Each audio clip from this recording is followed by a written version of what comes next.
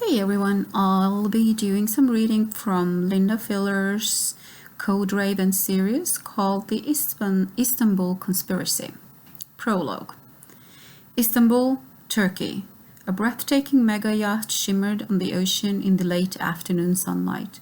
Soft-colored romantic lights prepared to sparkle against a sea of deep turquoise, creating a fairy tale backdrop for the social event of the year. Historic Constantinople, stone embankments, and the Ottoman Empire mosques outlined the horizon, creating a magical ambience that spoke of an ancient walled city rich in culture and unwavering faith. Below decks, the putrid smell of dead fish mixed with the perfume of exotic flowers and delightful Turkish cooking fought for dominance. The anxious Turkish captain checked his Casio and called instructions to his men. Bring them here quickly. We have less than 3 hours to have everything in perfect order. The freshly shaven leader motioned to the focused young man in white shirts and cummerbunds.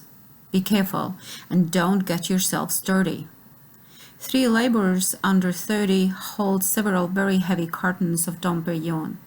2 others worked at the bow of the yacht, preparing candle holders, stringing more tea lights, and making sure everything was exactly where it should be for the evening's festivities. Move that box under the eaves. The other, over there.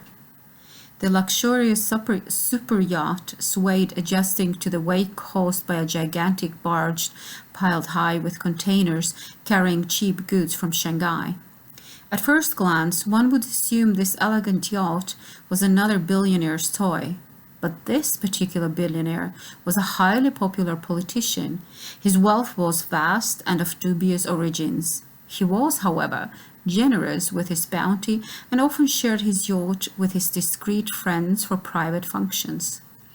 Tonight, the luxurious Pearl would host the upscale wedding of a notable young Istanbul couple.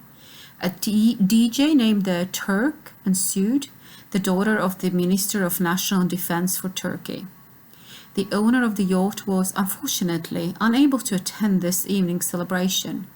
At the last minute, an emergency business challenge required his immediate attention in Malaysia. Security was tight but limited as per the wishes of the bride. A renowned fashion photographer from Paris would shoot the event. Photos taken by cell phones were forbidden.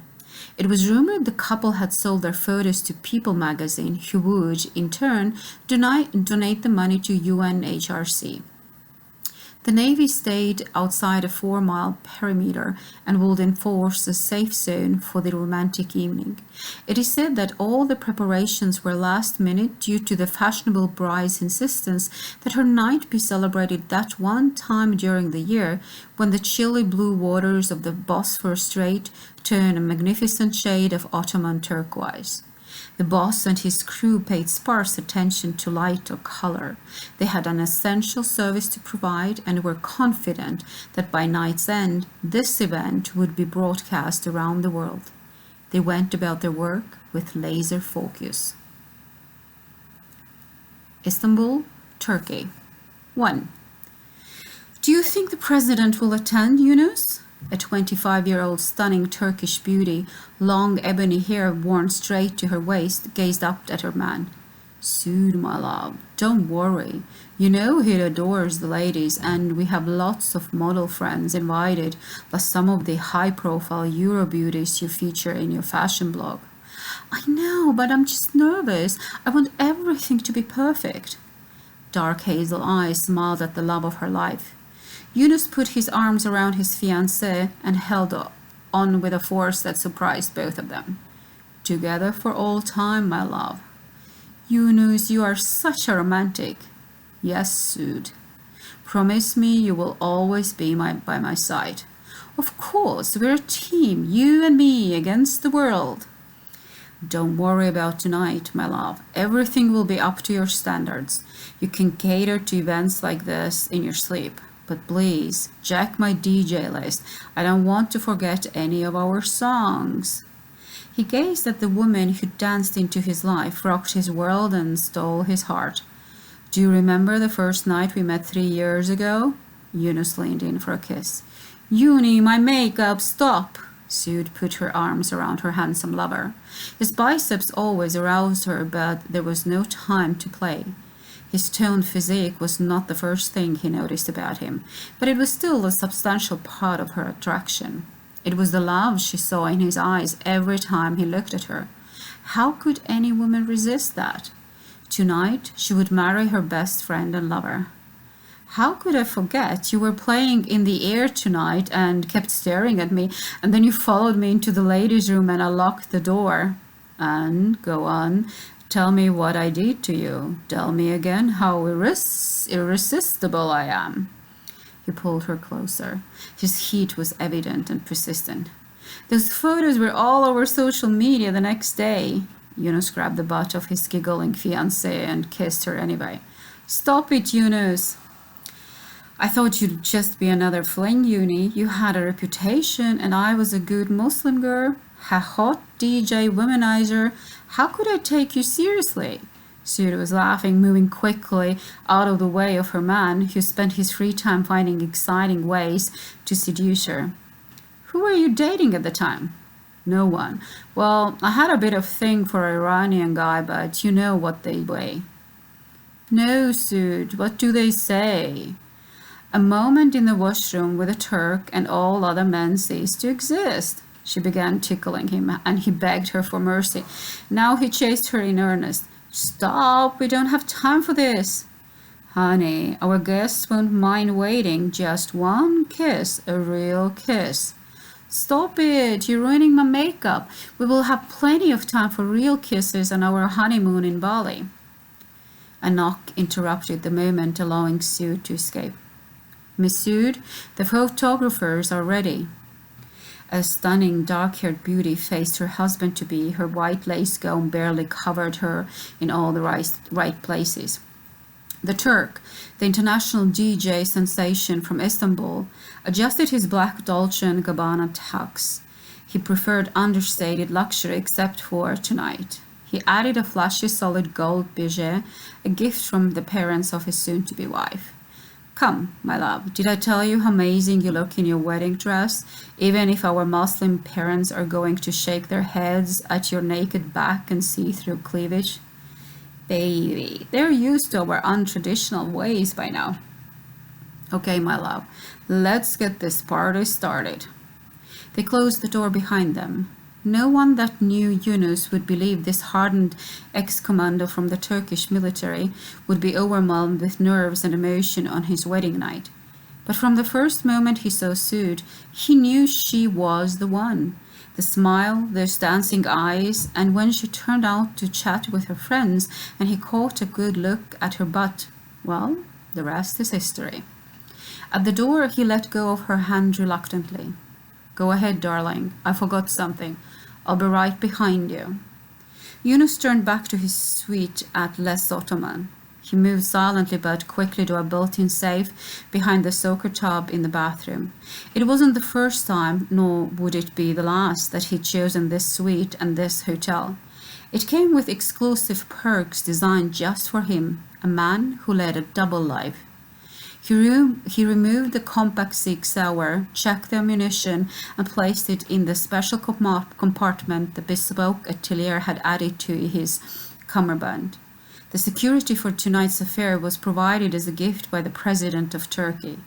Sude insisted that weapons be carefully hidden and private security should be discreet. Yunus knew she was right. Tonight was all about sharing their joy and their love, the beginning of the rest of their lives. 2. The next day, the tabloids splashed wedding photos of the internationally famous couple DJ Turk and his fashionista fiancée Sude. The first photos showed the arrival of Turkey's political elite. The gowns, elegant, sophisticated, the latest from the runways of Paris Fashion Week, not yet for sale to the public, a fashion show the likes of which Istanbul hadn't seen all year. The political elite joined the youthful entrepreneurs and the who's who of the young hip Istanbul club scene. It was an eclectic, romantic venue, a billionaire's yacht, a romantic sunset cruise on the Bosphorus, a fairy tale wedding. The most prominent images were not of the laughing, smiling social elite, but of a luxury yacht surrounded by rescue boats, special forces, and littered with dead bodies.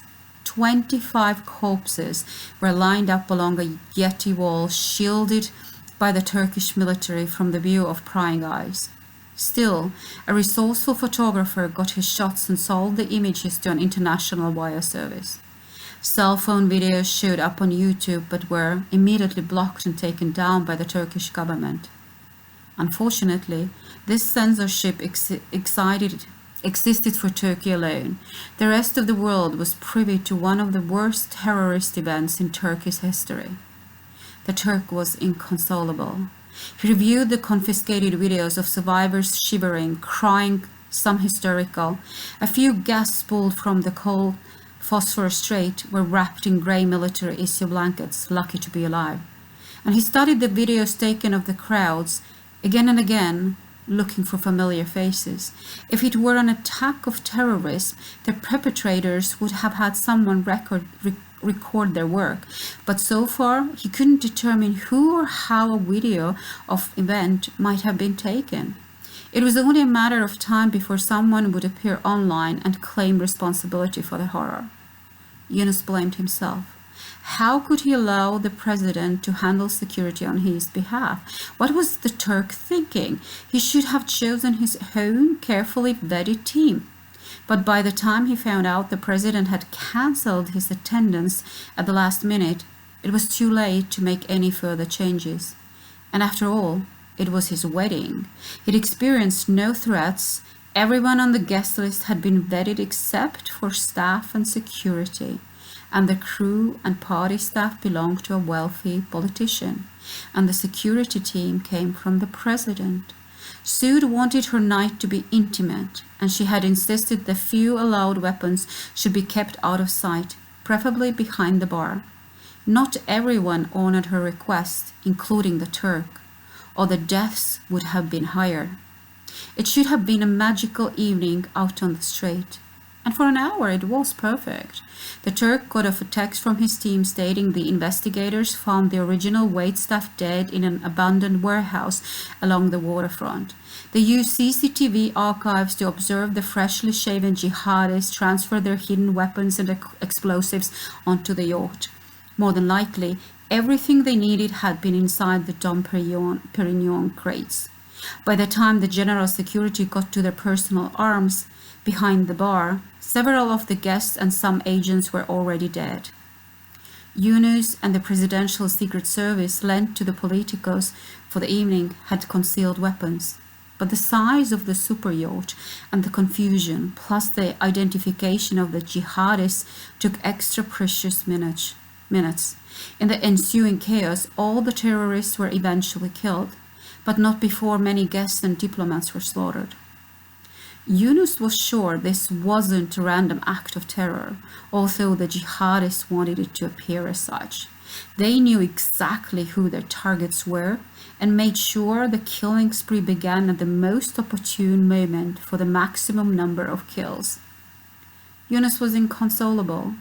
Even though the press was banned from posting the massacre in the Turkish newspapers, it didn't stop unscrupulous photographers from selling or posting their images internationally. Yunus stared at a particularly painful photo of him cradling the bloodied body of his Sood. His pain was unbearable. Another image captured the dead bodies of her parents, along with several prominent members of the government. Yunus demanded and received copies of all photos available from the horrific massacre.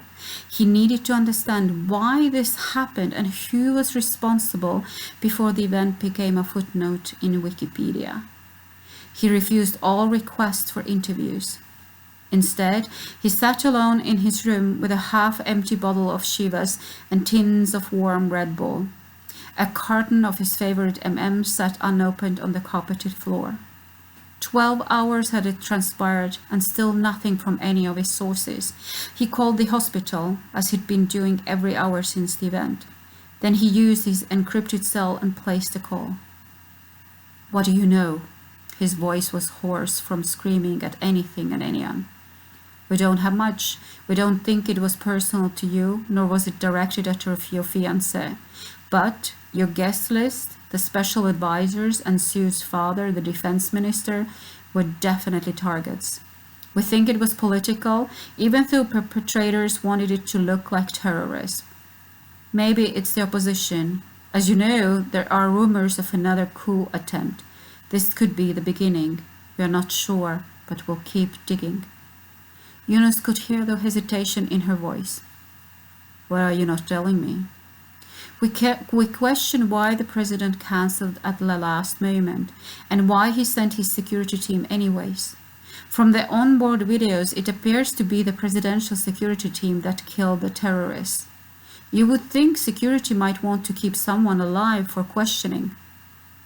Yunus had come to a similar conclusion, but he didn't respond.